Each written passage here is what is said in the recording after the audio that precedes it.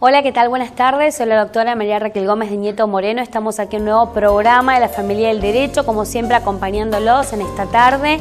Recuerden entonces que hacemos el programa de la familia y el derecho, perteneciente al estudio de JC Abogados, que está haciendo obviamente este programa. Desde ya, como siempre decimos, agradecemos a todos los mensajes y las consultas que nos han llegado y otras personas que tal vez también han asistido al estudio para poder sacarse las dudas respecto de sus asuntos jurídicos, respecto de sus casos judiciales que ellos desconocían cuáles eran sus derechos y bueno, ya de alguna manera han sido evacuadas todas las consultas respecto del tema que los aquejaba.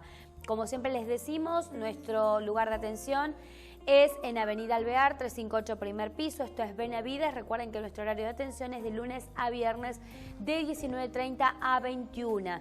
Los días sábados únicamente previa concertación de entrevista podemos atenderlos, pero únicamente cuando confirmamos previamente para poder atenderlos los días sábados. Y si no, como les digo, estamos de lunes a viernes de 19:30 a 21. Hola, ¿qué tal? Buenas tardes. Soy el doctor Rodolfo Nieto Moreno. También, como dice mi esposa, agradecemos realmente los llamados y la gente que nos ha recomendado. Mucha gente que ha venido al estudio que sin ver el canal, porque dicen que tienen el cable y que no ven la señal, fueron recomendados por otras personas que sí ven el programa. Gente de todos lados, o sea, nos han llamado de Hurlingham agradeciendo el programa, también hablando de que les gusta el canal. Nos ha llamado gente también, bueno, tenemos a Pedro Gómez que nos ve siempre de Gran Bur, el pastor Estefanini que nos mandó saludos a través de Pedro Gómez que se congrega en esa iglesia y nos comentaban que en esa zona mucha gente ve Villa de Mayo, Gran Bur, Polvorines, hay mucha gente que ve de esa zona, José Cepaz, no me quiero olvidar porque la gente después nos pide que le mandemos saludos de gente de Escobar, de gente de Garín que nos ve. Realmente muchas gracias porque nosotros hacemos el programa y pretendemos que esto sea un servicio y que por lo menos podamos evacuar las dudas que ustedes tengan y que, como siempre decimos, si usted tiene algún problema jurídico, antes de hacer un acto jurídico, o sea, antes de celebrar un contrato, antes de la firma de algo, antes de meterse en un crédito, vamos a sacar una hipoteca, lo que sea, consulte a un abogado. Nosotros siempre decimos que es preferible que ustedes hagan abogacía preventiva. Si hacen este tipo de cosas, ustedes van a evitar dolores de cabeza. Antes de, no, porque voy a comprar un pedazo del terreno, fíjense si se puede subdividir, consulten a un abogado, a su vez consulten eventualmente un agrimensor si pueden comprar un pedazo, como hace mucha gente que viene y nos plantean eso, y dice, no voy a comprar mitad, no, compro un pedacito adelante. Bueno, la realidad es que ese tipo de operaciones a veces no se pueden hacer. Entonces, antes de tener un dolor de cabeza o un problema jurídico, consulte con un abogado.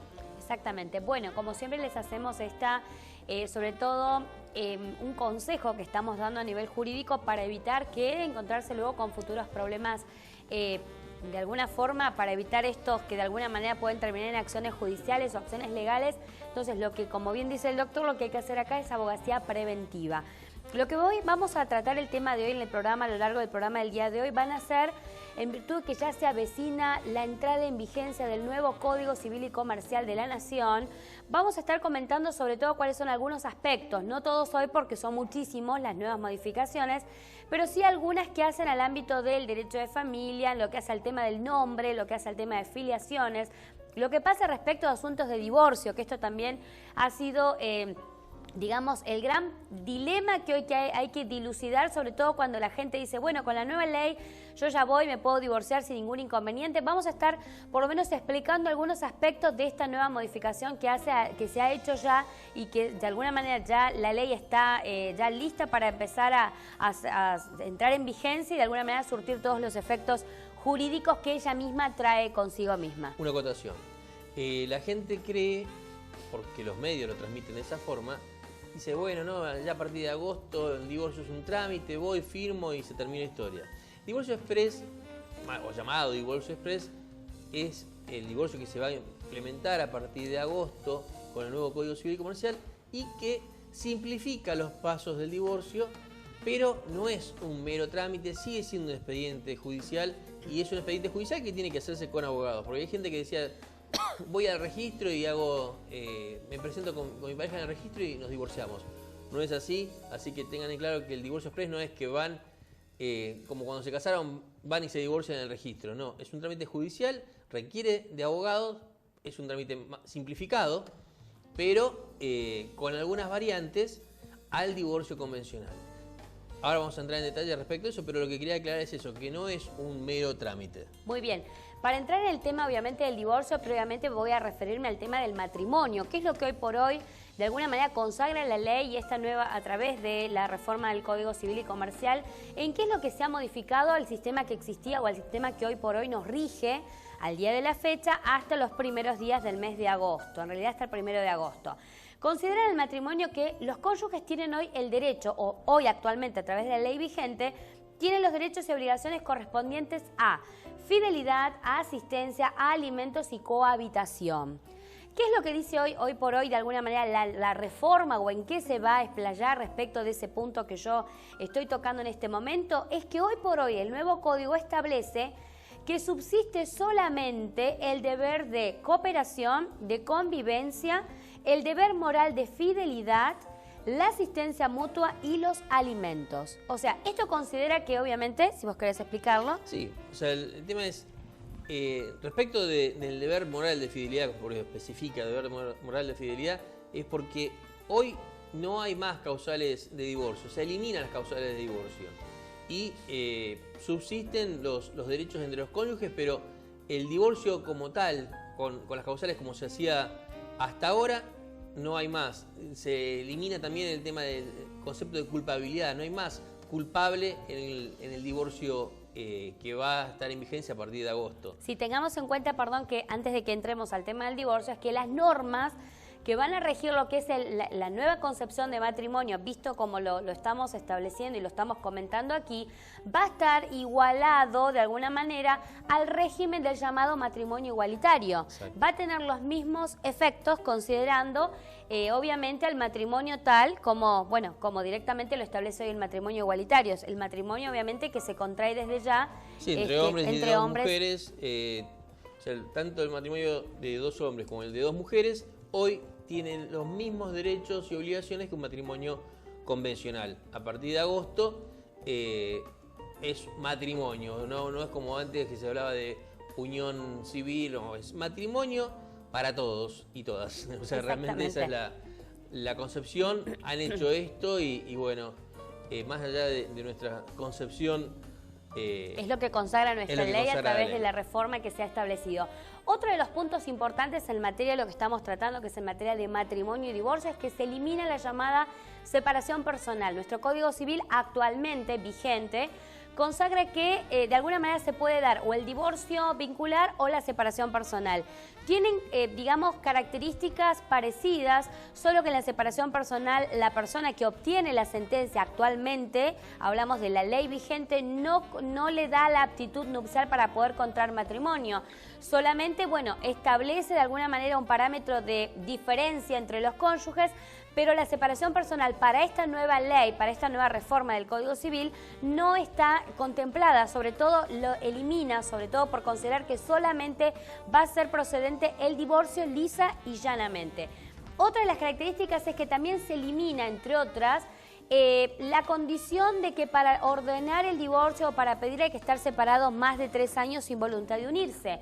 Nuestro código actual dice que cuando una persona está separada hace más de 3 años, contemplaría y de alguna manera cumpliría el requisito que exige nuestra ley vigente, para lo cual esa reforma, la reforma que va ya a comenzar a traer vigencia en agosto, eliminó automáticamente ese requisito de los 3 años de separados. No hay plazo mínimo. Sin voluntad de unirse, con lo cual el matrimonio, o mejor dicho, el divorcio puede ser solicitado en forma conjunta o en forma unilateral sin necesidad de cumplir ese requisito de los 3 años de separados sin voluntad de unirse.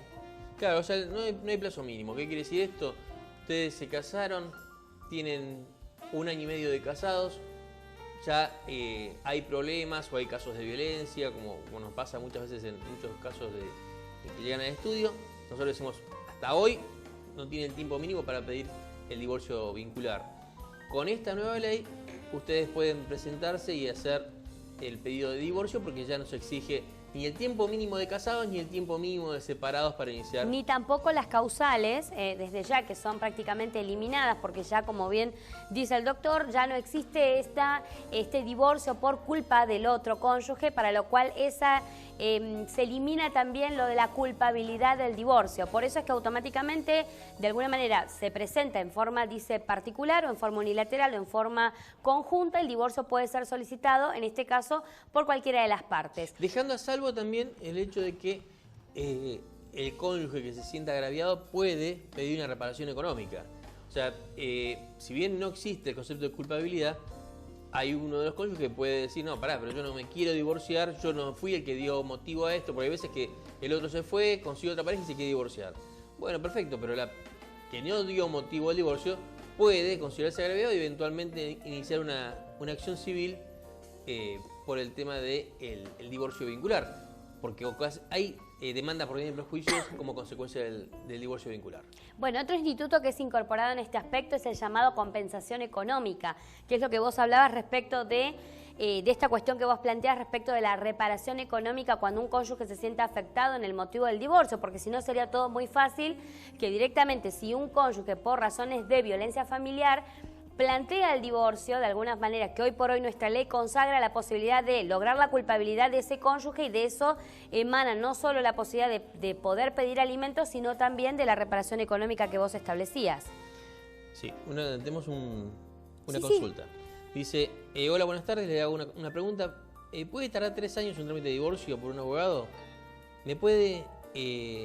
Dice, por un abogado, ¿me puede decir cómo puedo proceder ya que le pagué 8.000 pesos, bueno, y me tiene dando vueltas hace rato, gracias, Dios los bendiga? Miren, no puede tardar 3 años, salvo que sea un divorcio contradictorio, que hayan tenido varias audiencias y que eventualmente esté estancado en un problema de bienes. A veces pasa eso cuando hacen un planteo donde se trata, más allá del tema de la separación personal, el tema de la separación de bienes. Cuando tratan de hacer conjuntamente la liquidación de la sociedad conyugal con el divorcio, que en algunos juzgados lo aceptan acá en San Isidro, no. En San Isidro primero se hace el divorcio y después se arregla el tema de los bienes. Pero si tratan de hacerlo todo en forma conjunta o quieren establecer, como hacen algunos abogados, divorcio, régimen de bienes, tenencia, alimentos y régimen de visitas, todo en un mismo escrito, y a veces eso puede obstaculizar, a lo mejor no se ponen de acuerdo, o a lo mejor el mismo asesor de menores, pero 3 años sigue siendo Bueno, pero habría demasiado. que ver bien, que nos informe sobre todo esta persona, si hay hijos, sobre todo, y menores, porque de ser así, seguramente que el expediente tardará un poco más, en virtud de que hay un asesor de menores, de alguna forma, que es el que tiene que emitir su dictamen respecto de si hay menores, respecto de tenencia, régimen de visitas o alimentos.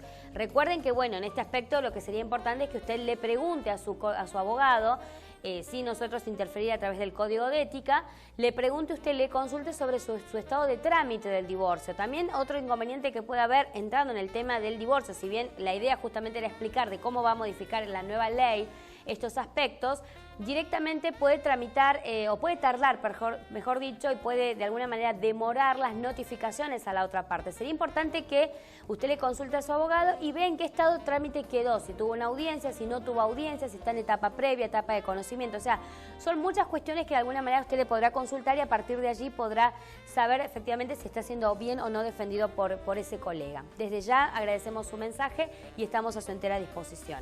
Volviendo entonces al tema, sobre todo que queremos comentar, el otro punto importante que viene con la reforma es el régimen patrimonial del matrimonio, ¿sí?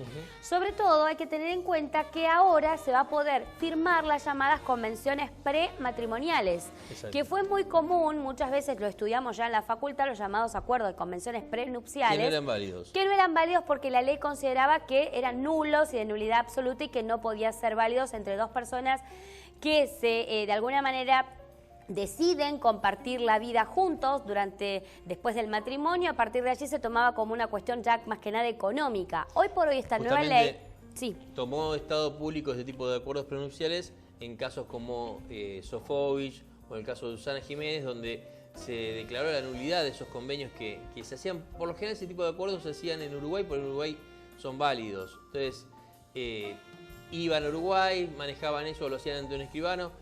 Y ese tipo de convenios, las convenciones prenupciales, que son muy comunes en Estados Unidos, acá no eran válidas, se declaraban nulas y bueno, por eso pasó el caso de Roviralta, casos que han tomado estado público, pero hoy eso se va a poder hacer, se separan los bienes, entonces la persona que se casa... Hay dos regímenes respecto de lo que se entiende como convenciones prematrimoniales. Uno es el de ganancias, el llamado convenio de ganancias, y el otro es el convenio justamente de separación de bienes. O sea, los cónyuges dicen que una vez que contraen el matrimonio pueden celebrar estas convenciones prematrimoniales y pueden optar en o utilizar lo que sería el convenio de ganancias o bien utilizar y de alguna manera regir esa convención, ese acuerdo que van a hacer entre los cónyuges de hacerlo no por ganancias, sino hacerlo por separación de bienes. En este aspecto, bueno, lo que se entiende también es que esa convención matrimonial va a ser válida única y exclusivamente si se hace mediante escritura pública. Sí. Esto a tenerlo en cuenta, no es que uno puede ir y hacer un escrito, ni siquiera un abogado lo puede redactar para que tenga el efecto jurídico del convenio matrimonial, se entiende realizado para que tenga validez de alguna forma legal cuando se hace a través de una escritura pública. Y la otra característica es qué pasa de que cuando los cónyuges responden, acá esto a tener en cuenta y a prestar mucha atención.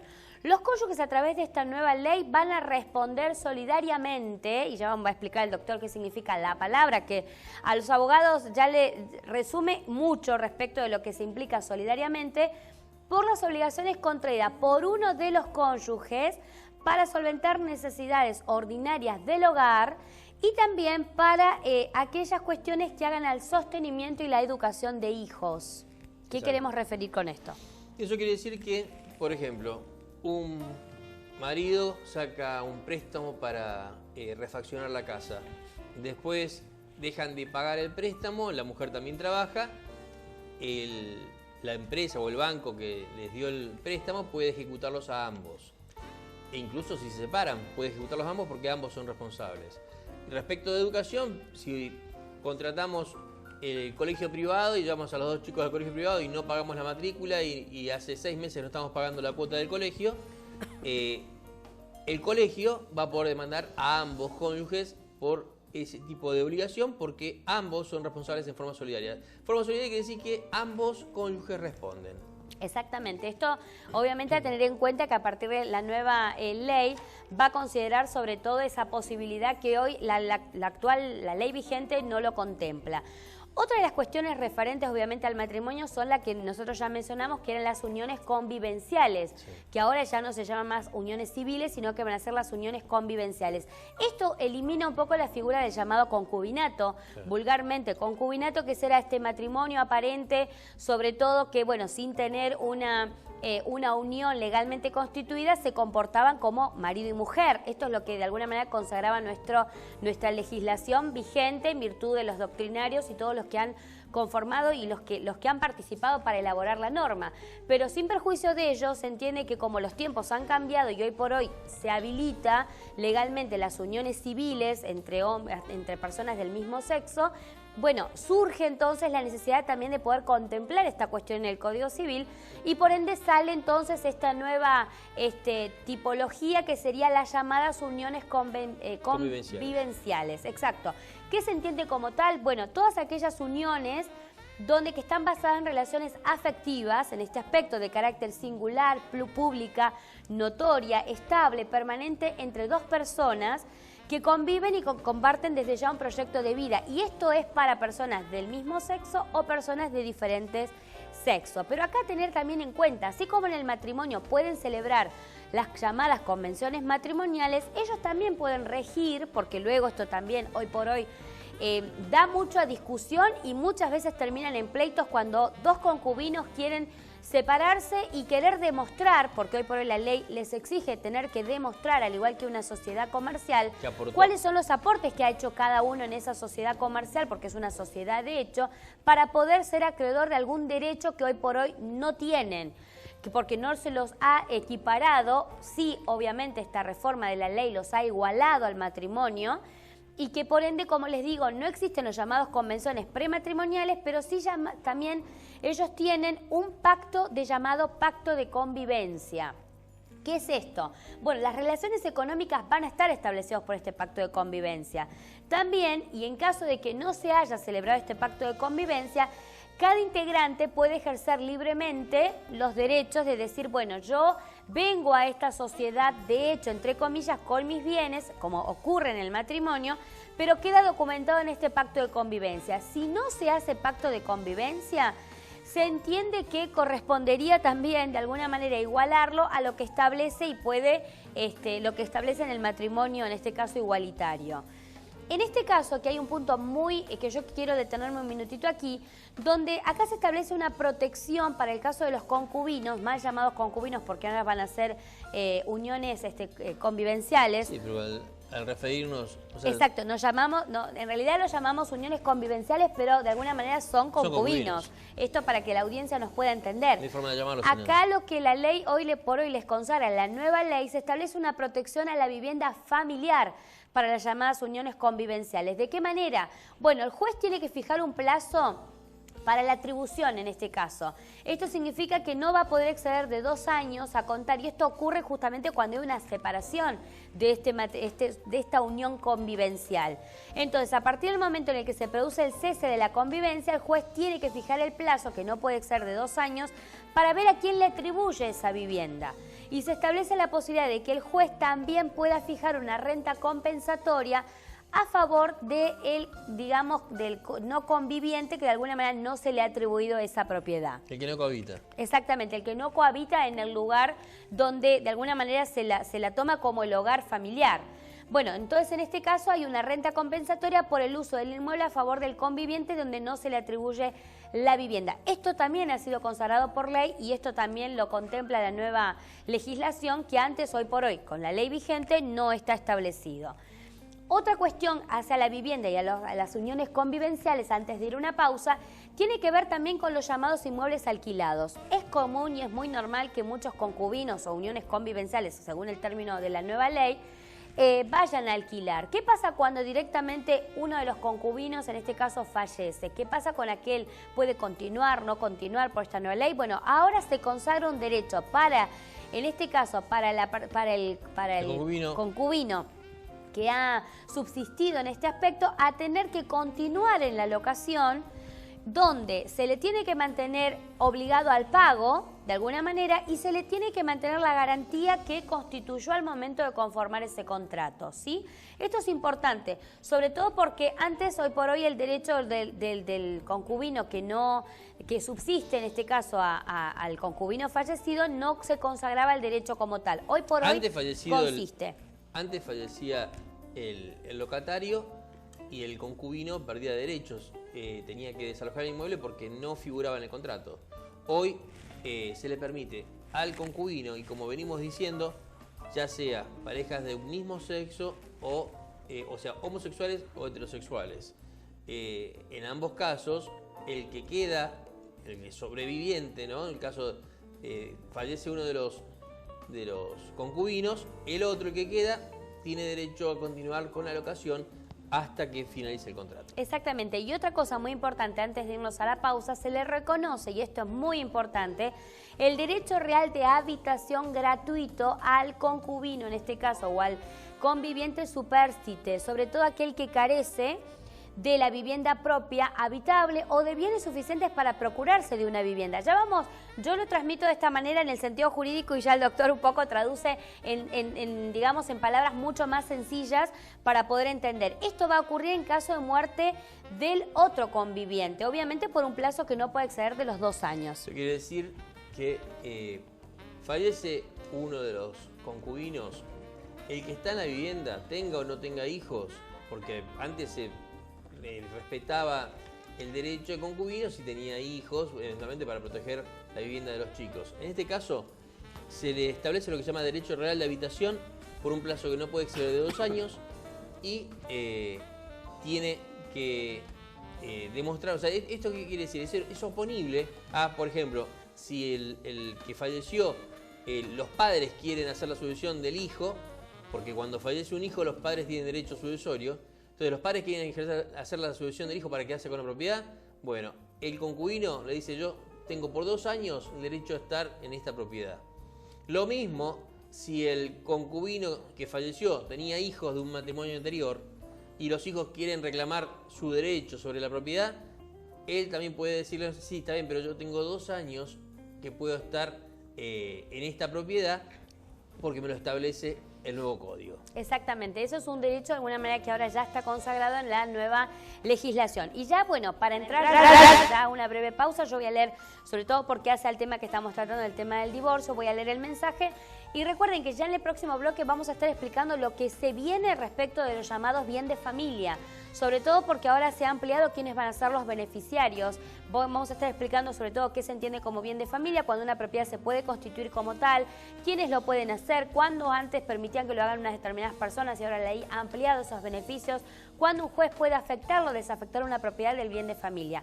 Eso vamos a estar tratando entonces en el próximo bloque. Sí, ahora leo la consulta donde dicen: bendiciones, yo hace 8 años que me separé y no me quiere dar el divorcio, dice mi ex marido, ¿puedo divorciarme sola?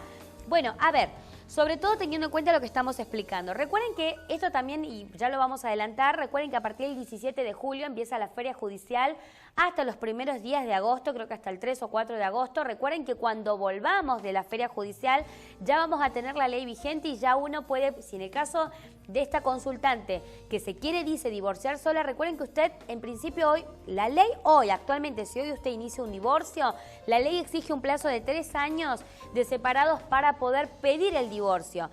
Ahora, no necesariamente si su ex marido no le quiere dar el divorcio, porque no es, bueno, me va a dar el divorcio, no me va a firmar. Esto es muy claro, la ley hoy vigente dice: más de 3 años de separado sin voluntad de unirse, usted lo puede iniciar. Si él no se presenta, bueno, se dejará constancia en el acta de que dentro de la etapa de previa, directamente no ha comparecido a la parte. Se presenta a juicio, se presenta la demanda, le dan un plazo de 10 días para que él conteste la demanda.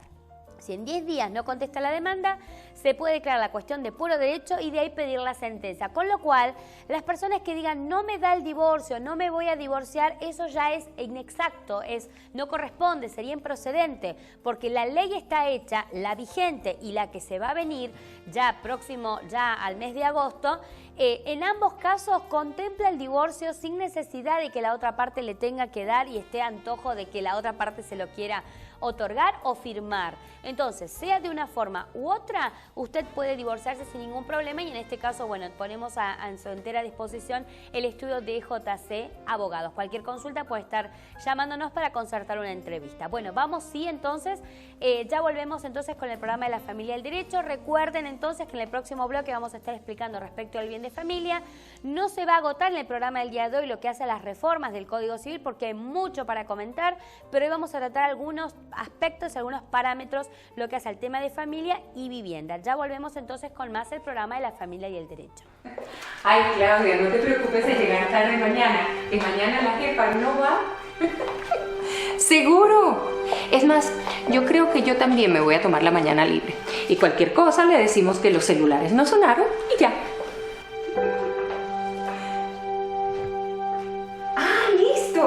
Nos encontramos allí, almorzamos y luego nos vamos a la oficina. Y entonces el teléfono va a funcionar.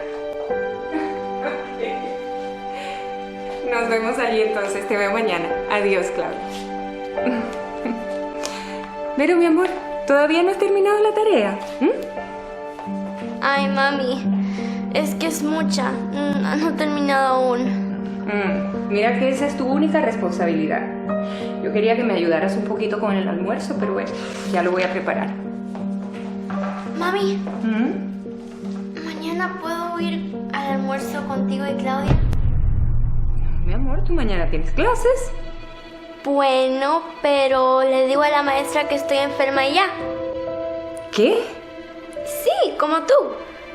Tienes que ir a trabajo, pero vas a faltar usando la excusa del teléfono dañado. Ay, pero qué vergüenza contigo, mi amor. ¿Qué ejemplo te estoy dando? Ahora mismo voy a llamar a Claudia y le voy a decir que no podemos ser irresponsables y mucho menos mentir para cubrirnos.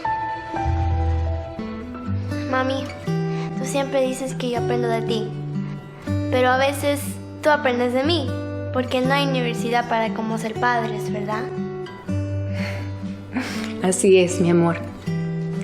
Y sabes, hoy aprendí que tengo que ser ejemplo de vida para ti, no solo de palabra, sino de hecho. Mañana yo temprano a mi trabajo y tú temprano a tu colegio. Voy a llamar a Claudia.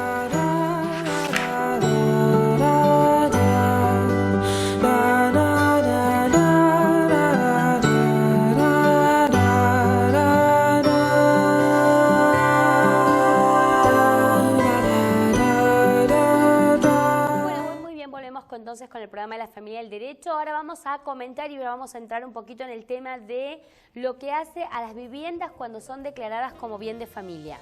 Sí, vamos. ¿Tenemos una consulta antes? Bueno, perfecto. Dice, hola, ¿qué tal? Una consulta. Para retirar unas fotocopias de la Fiscalía que son de una causa, ¿puede tardar más de 2 meses?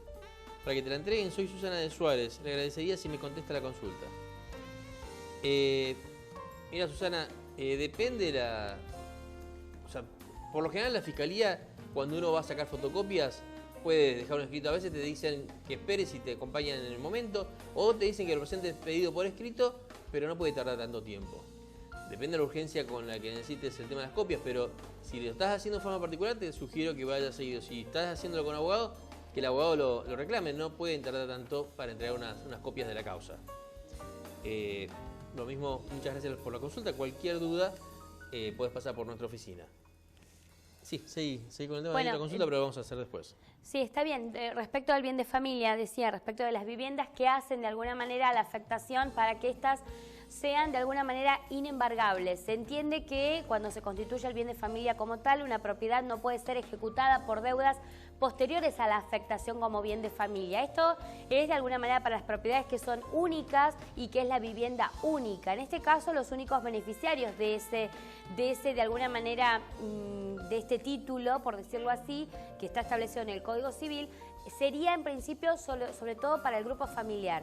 Hoy por hoy la nueva ley no solamente consagra el llamado derecho a la vivienda, sino que además también considera de alguna forma de que ese derecho a su vez va a ser aplicado a personas solas cuando lo puedan solicitar como único titular, no hace falta que esta persona tenga una familia, y también va a ser abarcativo respecto a los llamados convivientes. Claro. Significa aquellas personas que también van a quedar comprendidos entonces el propietario que lo constituye y por otro lado el conviviente que aún sin tener hijos en común. Sí, es importante porque antes solamente tenían este derecho las familias constituidas, familias tipo.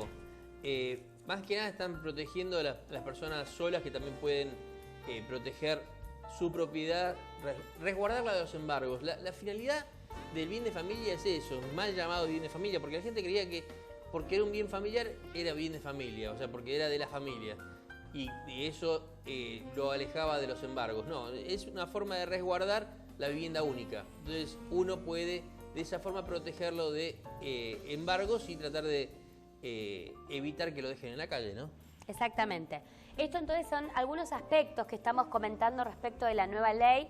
Lo que también le vamos a comentar respecto del cambio que se viene y la opción de los llamados apellidos, sobre todo, donde dice que será optativo para la mujer casada con un hombre añadir a su apellido el del marido, precedido por la preposición de. Esto significa que hoy por hoy, a través de la nueva ley, las esposas no necesariamente tendrán la opción de poder elegir si quieren mantener su apellido de soltera o bien si quieren adicionar el apellido del hombre con el cual contrae el matrimonio.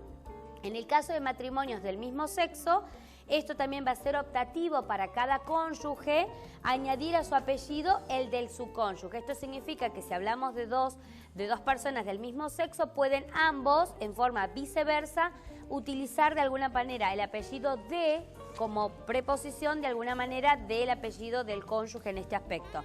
Pero volvemos a repetir, respecto de las mujeres, bueno, está la posibilidad de poder, de la opción que otorga de alguna manera ahora la ley. Exactamente, de utilizar el apellido de o sin de alguna forma.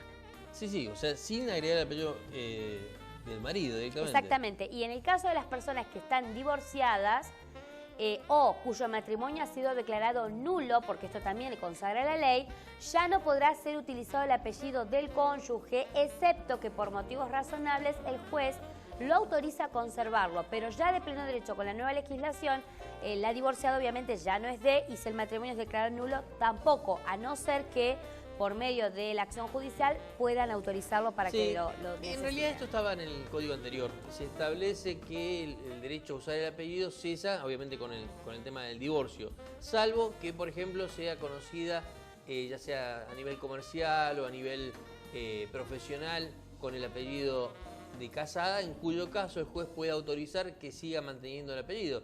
Hay casos en los que matrimonios de 20 años y esta persona estuvo utilizando el apellido de casada en la profesión o en el comercio, y entonces le permiten mantenerlo porque en definitiva todos sus clientes la conocen con ese apellido. Exactamente, y respecto del cambio de nombre también a tener muy en cuenta, sobre todo que antes, bueno, por la ley 18.248, que es la ley del nombre, consideraba que el cambio del prenombre o apellido solo procede si existían justos motivos a criterio del juez.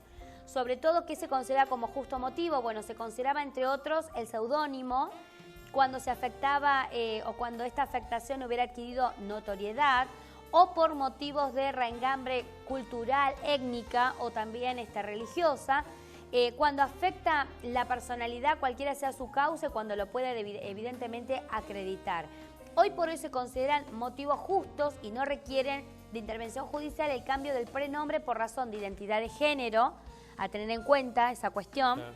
Por otro lado, el cambio del prenombre y apellido, haber sido víctima de desaparición forzada de personas, la apropiación ilegal o la alteración o la supresión del estado civil o de la identidad. O sea, hoy por hoy se consideran justos motivos para solicitar el cambio y en este caso tienen que concurrir simplemente al registro civil a manifestar que ya de alguna manera y sin intervención judicial establece la nueva ley, cuando consideran estos justos motivos, que los vuelvo a repetir. Que son taxativos.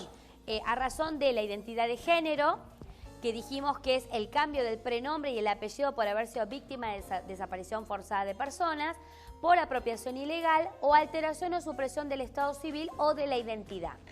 Cuando se habla de apropiación ilegal estamos hablando de los hijos de desaparecidos. Exactamente. Son recuperados por las abuelas y en ese caso, obviamente, si fueron sustraídos ilegalmente, cuando quieren ponerse el apellido paterno, obviamente la justicia los autoriza. Por eso, pero esa enumeración que hace el código en este momento es una enumeración taxativa. ¿Qué quiere decir eso? Que esas son las causales por las que se autoriza cambio de nombre, fuera de eso no hay otras causales. Tenemos una consulta que dice: buenas tardes, ¿me podrían orientar con respecto a un juicio de accidente en colectivo? Hace 14 años me dicen que está la sentencia, pero que están viendo la seguridad para embargar y pagarme, pero al pasar tantos años no sé qué pensar. Gracias, soy Norma de José de Paz. Bueno, Norma, te sugiero que cuando puedas, si querés venir por la oficina, nosotros traenos los datos de dónde tramitó esto, nosotros podemos averiguar en qué estado se encuentra. A ver, primero es importante que se contacte con su abogado y que le informe la mayor cantidad posible del cual, bueno, por qué motivo está todavía estancado una vez que se dicta sentencia. Evidentemente, Norma, recuerde, o por lo menos yo le quiero informar, de que cuando usted termina un proceso ordinario como es el daños y perjuicios, si evidentemente el abogado ganó el juicio, ese pleito, va a tener que iniciar el proceso de ejecución, sobre todo para tratar de terminar de cobrar, si es que efectivamente la sentencia ha sido favorable. Pero lo importante saber es que, bueno, yo lo que le sugiero a la señora Norma, que agote toda la instancia con su abogado. Luego, si considera que de alguna manera su abogado no le da la información requerida, contáctese, nos puede brindar la información para nosotros poder hacer las averiguaciones y saber qué es lo que finalmente pasó. No vamos a cuestionar ni tratar de poner en duda respecto de la actuación del colega, porque estamos impedidos de poder hacerlo, pero de alguna manera 14 años desde ya puede ser demasiado, pero también hay que ver cuáles fueron los procesos legales que hubo en el medio. Sí, yo lo que sí digo es el hecho de que hay casos en los que tienen sentencia, pero puede haber pasado que la compañía aseguradora quebró. Muchas veces pasa que tenemos muchas compañías aseguradoras que han quebrado. A lo mejor si la compañía aseguradora quebró y el titular del vehículo tampoco tiene bienes para ser embargados, a veces el juicio queda estancado. O sea, ese es el problema. Nos ha pasado con algunas compañías de seguros que quebraron. Caso Omega, por ejemplo, una empresa que era una empresa de seguros muy conocida. La empresa Omega quebró y cuando quebró esa empresa, todos los juicios que iban contra Omega se quedaron sin posibilidades de cobrar. Entonces uno puede ser que tenga una sentencia favorable y lamentablemente no va a poder cobrar porque la empresa aseguradora ya no existe. Exactamente, cualquier cosa, bueno, Norma, estamos a su entera disposición para que usted nos pueda contactar y bueno, y verificar en primer término qué pasó con su abogado, por qué motivo se demoró o lleva todo este tiempo ese proceso judicial. Bueno, continuando entonces con algunos aspectos más de la reforma que, si bien les vuelvo a decir, no se agota en lo que estamos comentando, son algunos aspectos que trajimos hoy en materia de matrimonio, qué pasa con el divorcio, ya vimos qué pasa con los apellidos, qué pasa también con el nombre. Ahora lo que es importante es saber qué pasa con la persona en sí misma, o de dónde la ley consagra que existe una persona como tal. Nuestro Código Civil dice que hasta las personas por nacer tienen derechos y son tituladas o son de alguna manera establecidas como persona. Bueno, hoy por hoy nuestro Código Civil dice que, porque eso sigue prevaleciendo, se prevé la existencia de la persona humana desde el momento de la concepción en el seno materno, dice nuestra legislación, la que está y la que va a venir o la que vaya a tener vigencia, pero hay ciertas modificaciones lo que hace al tema de la capacidad. Dice que toda persona humana es dueña y de alguna manera puede ejercer todos los derechos y las obligaciones que emanan de la ley misma, salvo, dice, que un juez pueda limitarla o pueda privar esa capacidad. ¿Y en qué momentos? Bueno, cuando hay hechos de alguna manera, como puede ser los estados de ebriedad, los estados de alcoholismo, de drogadicción y otros estados de alguna manera que implican solicitar de alguna manera que la persona sea limitada en su capacidad. Desde ya decimos que quienes hoy por hoy son incapaces, bueno, son incapaces de ejercer, son incapaces de hecho, en este caso, las personas por nacer, las personas que no cuentan con la edad y el grado de madurez suficiente con el alcance que dispone nuestra ley, la persona declarada incapaz por sentencia judicial en extensión dispuesta por una decisión, las personas con capacidad restringidas y con incapacidad. En este caso, el juez, como les estamos comentando, puede restringir esta capacidad a través de ¿qué? De hacer un juicio. La persona que directamente inicia un proceso judicial ya sea por internación, por declaración de incapacidad, directamente tendrá que demostrar en el proceso que y hacerse valer todas las pruebas para que sea declarada la incapacidad como tal. Pero a su vez también consagra la posibilidad de que la persona que está siendo afectada y por ende el que se le va a determinar su incapacidad también tenga el derecho de contar con una asistencia letrada que también lo defiende y se haga valer de todos los derechos y las pruebas necesarias. Por ejemplo, el Código Civil establece en su versión original que los ebrios, toxicómanos, disminuidos y pródigos son incapaces de hecho. Ebrios, toxicómanos, disminuidos y pródigos. Pródigos son aquellos que despilfarran la plata. Puede ser un ludópata, una persona que va y gasta toda su fortuna en el casino. Entonces, los hijos ven que está despilfarrando su plata, pueden declararlo incapaz. Los ebrios, los toxicómanos, los disminuidos, que una persona tiene un retraso, está disminuido en sus facultades mentales, también se puede declarar incapaz. Estos, que están declarados en el Código Civil en su versión original, pueden también, si uno dice, bueno, mi papá es adicto y bueno, o es alcohólico y no puede, él no se puede conducir como una persona normal en virtud de que despilfarra el dinero, se va con mujeres por ahí, como pasa con la muchas nueva veces. ley es importante que el juez va a establecer y va a analizar cada caso en particular y va a determinar frente a qué hechos y qué actos está impedido para hacer, para poder disponer. Por eso se llama una capacidad restringida. No hablamos se va a tener que probar. Exactamente, no hablamos de una incapacidad absoluta, porque la ley también consagra que de existir una incapacidad absoluta ya directamente ya no es la designación del llamado sistema de apoyo, que es lo que viene, que es el título que se incorpora a este capítulo, que es el llamado sistema de apoyo, que sería como una especie de curadores, pero para actos específicos. Entonces, frente a una incapacidad total, sí, efectivamente hay que designar un curador. Ahora, frente a una capacidad restringida, dice el Código Nuevo que el juez tendrá que designar los distintos o uno o varios sistemas de apoyo, que serían las personas que los van a representar en juicio o en algún acto de disposición cuando el juez considera que hay un hecho puntual y un hecho muy concreto en el cual, ya sea el toxicómano, el ebrio o el de alguna manera el inhabilitado, según el artículo 156 bis entonces directamente pueden ordenarse respecto de algunos hechos determinados. Entonces ingresa a este sistema llamado sistemas de apoyo, que son los que van a restringir la capacidad del, en este caso del inhabilitado o del incapaz en virtud de hechos puntuales y hechos determinados. Se va a asignar un curador llamado sistema de apoyo, claro, lo dice el nuevo código. El código anterior. Salvo para el caso de incapacidad absoluta, que sí es el curador directamente. Si el no son sistema de apoyo es un profesional, un abogado. Por lo general son abogados que se anotan en un registro, son sorteados y esta persona pasa a administrar los bienes y eventualmente cada operación que quiera hacer de disposición de sus bienes tendrá que ser analizada por este sistema de apoyo o eventualmente hace las funciones de un curador, que es el que va a decidir respecto de si esa operación que está haciendo es viable o no. Por eso ese sistema de apoyo, ¿qué viene a qué hacer? Viene a complementar la posibilidad de ejercer esa capacidad que ha sido restringida. Eso es lo que dice directamente el código nuevo. Dice, esto complementa el ejercicio de esa capacidad que ha sido limitada por el juez por entender que obviamente un hecho o un acto determinado no se puede realizar. Por eso no es un incapaz de manera absoluta.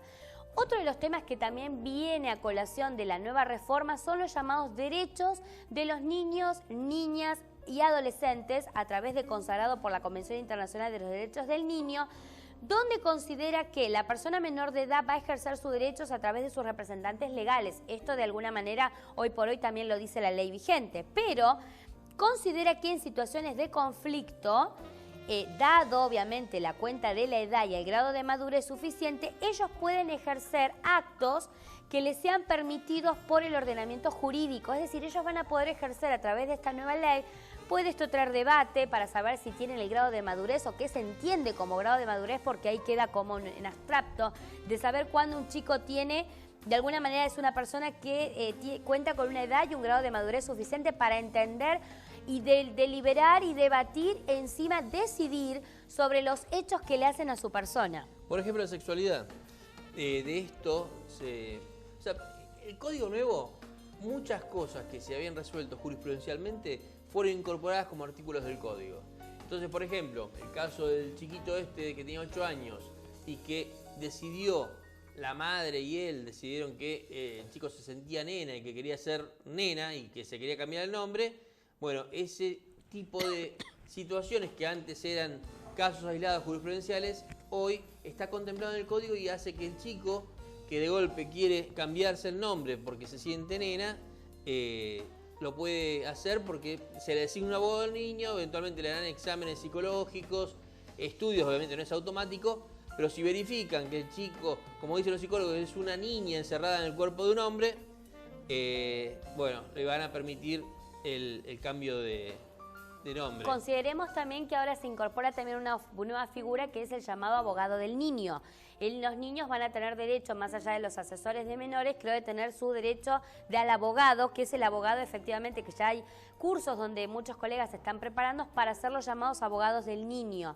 Pero tengamos en cuenta otra cosa, ¿qué es lo que consagra esta nueva ley? La persona menor de edad va a tener derecho a ser oída, sobre todo en procesos judiciales donde conciernen, como por ejemplo de poder participar en aquellas cuestiones que hacen a su persona. Y otra cosa a tener en cuenta, se presume, y esto a tener muy en cuenta, que el adolescente entre los 13 y los 16 años cumplidos va a tener la aptitud para decidir por sí respecto de aquellos tratamientos que no resultan invasivos ni comprometan su estado de salud o provoquen un riesgo grave, ya sea a su vida o a su integridad física. En este aspecto, porque consideran que los derechos del niño se lo habilitan de alguna manera y por ende lo pueden ordenar.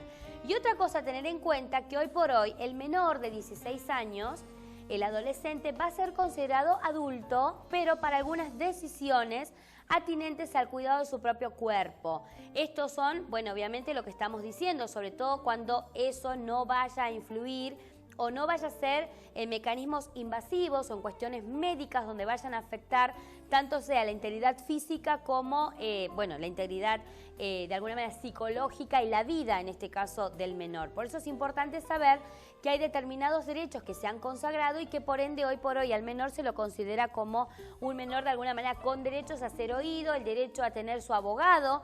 el derecho a, de alguna manera, decidir o por lo menos de ser consultado y que él pueda prestar conformidad junto con sus padres respecto de asuntos atinentes a su persona. Como bien voy a repetir y voy a terminar un poco con esta frase donde dice que aquellos menores van a poder decidir en aquellas cuestiones referentes a ellos que se traten sobre tratamientos que no resulten invasivos ni comprometan su estado de salud o provoquen un riesgo grave, ya sea en su vida o en su integridad física. Por eso es lo importante saber que desde ya en algunos de los derechos que hemos comentado se ha ampliado la gama de posibilidades y la facultad que les han atribuido, sobre todo en el caso de los menores, así como también lo hemos visto también en materia de matrimonio y en materia de divorcio. Tenemos dos mensajes. Uno, respecto a la señora que ya nos había mandado un mensaje respecto del accidente en la línea de colectivo. Dice, nosotros habíamos manifestado el tema de la posibilidad de que la empresa había quebrado. Dice, si eso es lo que me dicen, que quebró y tratan de buscar otra aseguradora. Dice que la empresa se llama El Lucero y el juicio tramitó en San Martín. No sé en qué juzgado. Esto, porque nunca me informaron, tampoco sé el número de expediente, dónde queda su estudio. Bueno, nuestro estudio queda en Benavides, como está en el cartel, Avenida Alvear, 358, primer piso, entre la calle Jujuy y La Rioja. Esto es en el partido de Tigre. Y nosotros atendemos todos los días de 19:30 a 21 horas. ¿Otra consulta? Respecto de los datos que tiene, respecto a los datos de estudio, de los datos de su caso, usted tiene derecho a llamar a su abogado y pedirle que le dé todos los datos, el juzgado interviniente, el número de causa, son datos que usted tiene que tener porque usted tiene lo que se llama el derecho a ser informado, porque eso lo establece el Código de Ética. Así que usted tiene la posibilidad de reclamar que se le informe los datos del juzgado, el número de causa, todos esos datos que usted tiene que tener. Y más habiendo pasado 14 años.